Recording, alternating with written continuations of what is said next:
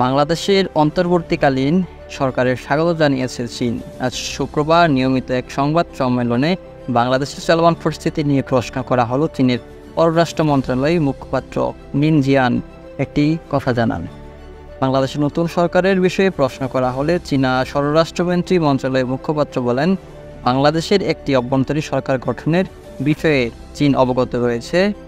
আমরা এটিকে স্বাগত জানাই। চীন কঠোরভাবে অন্য দেশের অভ্যন্তরীণ বিষয়ে হস্তক্ষেপ না করার নীতি অনুসরণ করে। আমরা বাংলাদেশের স্বাধীনতা, সার্বভৌমত্ব ও আঞ্চলিক অখণ্ডতা ও বাংলাদেশি জনগণের স্বাধীনভাবে নির্বাচিত উন্নয়ন পথকে সম্মান করি। আমরা বাংলাদেশের সাথে আমাদের ভালো প্রতিবেশী এবং বন্ধুত্বের নীতিতে এবং দৃঢ়ভাবে অটল রাখছি। গত 5 আগস্ট গণ আন্দোলনের মুখে প্রধানমন্ত্রীর পদ থেকে পদত্যাগ করে দেশ ছাড়েন শেখ হাসিনা।